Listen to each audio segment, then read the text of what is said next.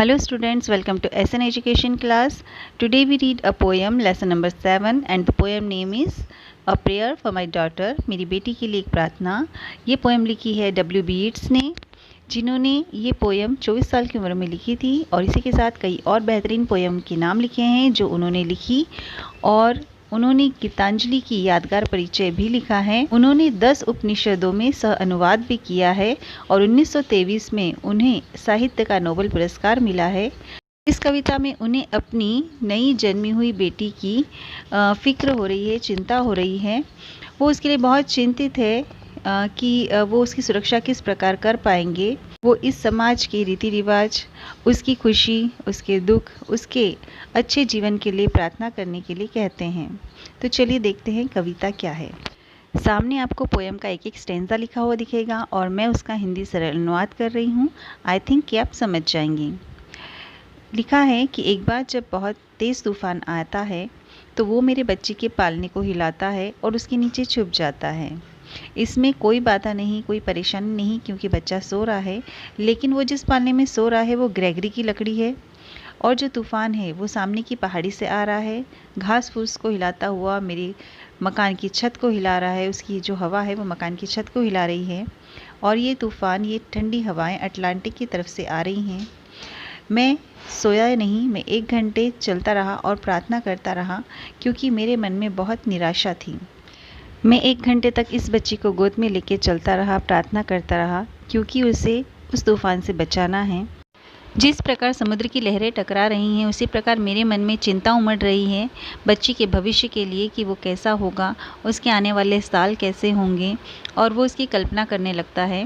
वो प्रार्थना करता है कि मेरी बेटी को सुंदरता मिले, पर ऐसी सुंदरता ना मिले जो शीशे की तरह हो और उसके अंदर एक घमंड भर जाए। वो अपनी सुंदरता को ही सब कुछ मान बैठे और उसके अंदर दया के भाव खत्म हो जाए,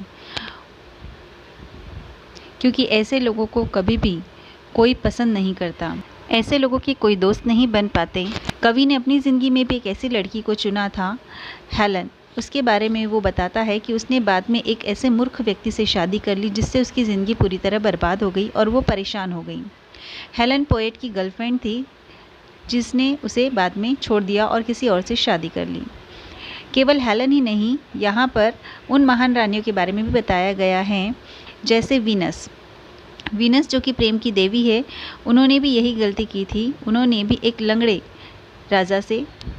लंगड़े व्यक्ति से शादी की थी और बाद में मुसीबत में पड़ गई और अपने पूरे जीवन को हॉर्न ऑफ प्लेंटी यानी कांटों से भरा बना दिया। और इन सभी महान रानियों ने अपना जीवन अपनी जिद के कारण खराब कर लिया।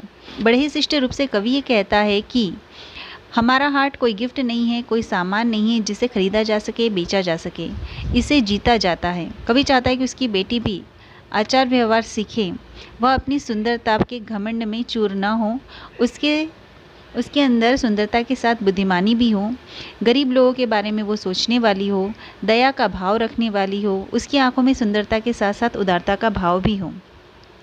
वह उगते हुए सदाबहार पेड़ की ओर उपमा देता है और कहता है कि उसकी बेटी के विचार लिनेट की तरह हो। लिनेट यानी एक पक्षी है जो हमेशा चहचहाता रहता है, तो उसकी बेटी का जीवन भी इसी तरह सुखमय हो। दुख जब भी उसके जीवन में आए वो निराश न हो, और जब उसे ज़्यादा सुख मिले तो वो ज़्यादा खुश न हो। कवि चाहता है कि उसकी बेटी ग्रीन लॉरेल की तरह हो, जो अपनी जड़ों से बंधा रहता है, जो अपनी जड़ों से जुड़ा रहता है। उसके अंदर स्वाभाविक प्रसन्नता हो। एक चीज़ जिसकी वो अवहेलना करने को कहता है वो है घृणा।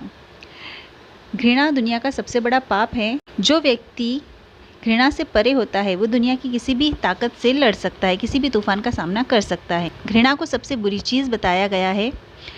कवि कहता है कि मैंने कभी ऐसी सुंदर स्त्री या महिला को नहीं देखा जो अपने मुंह में सोने की चम्मच लेकर पैदा हो।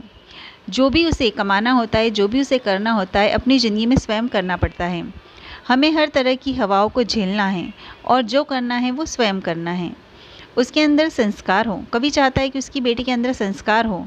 जब वो बड़ी हो, उसे जो भी उसके बड़े लोगों के द्वारा सिखाया जाए तो उन परंपराओं को कभी न भूले। कवि कहता है कि मेरी बेटी इस बात को समझ जाए कि जो सुख है वो हमारे अंदर है।